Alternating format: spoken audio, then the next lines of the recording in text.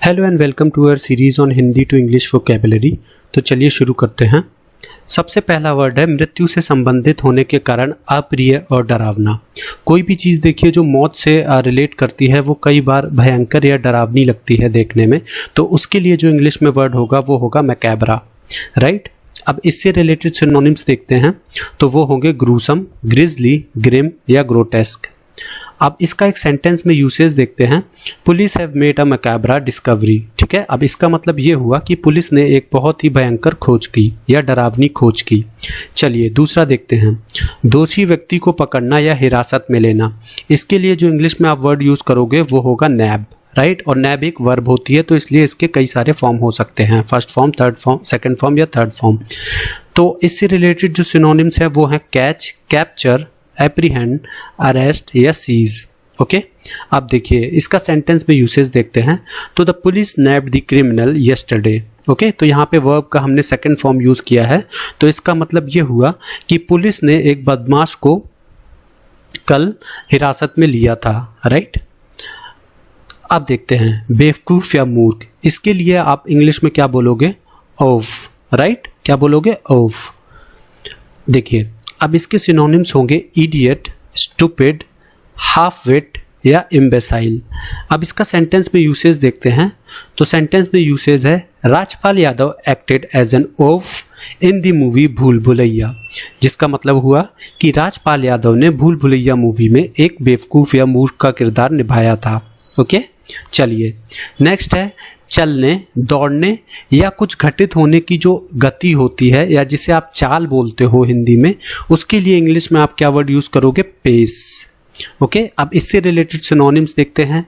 Synonyms हो जाएंगे rate, speed, stride, tread या वॉक, ओके। तो चाल को आप इंग्लिश में क्या बोलोगे? पेस।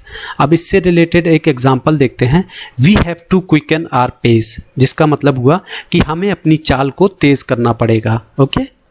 चलिए हैसियत से या के रूप में, देखिए कई बार हम ऐसे बोलते हैं ना, इस तरह का सेंटेंस बोलते हैं कि किसकी हैसियत से आप ये काम कर रहे हो, तो उसके लिए जो इंग्लिश में वर्ड होगा वो होगा क्वा, ओके। क्या होगा? क्वा। अब इसके सिनोनिम्स क्या हो जाएंगे? एज या लाइक, ठीक है। तो इसका रिलेटेड एग्जाम्पल देखते हैं। The soldier acted qua soldier not as a human being. इसका मतलब ये हुआ कि एक सिपाही ने एक सिपाही के रूप में, मतलब बोल सकते हो कि काम किया, ना कि एक इंसान की तरह, ओके। चलिए यहूदियों या धार्मिक गुरु, ठीक है।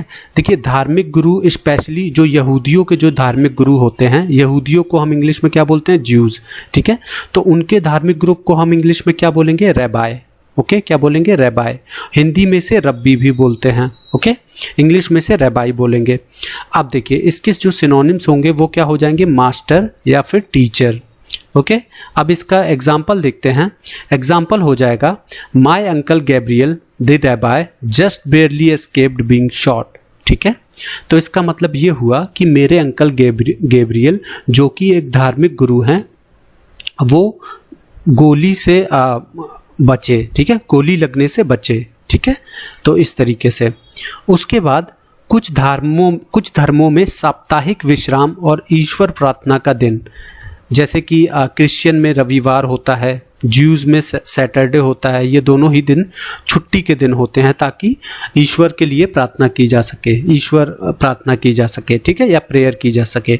तो ऐसे दिन को क्या बोला जाता है? सैबात बोला जाता है, ठीक है, जिसे आप विश्राम का दिन भी बोलते हो हिंदी में। तो इसके सिनोनिम्स होंगे day of rest, right, weekend, Sunday या सैटरडे, क्योंकि संडे और सैटरडे को छुट्टी रहती है, ठीक है। तो इससे रिलेटेड एक यूसेज देखते हैं।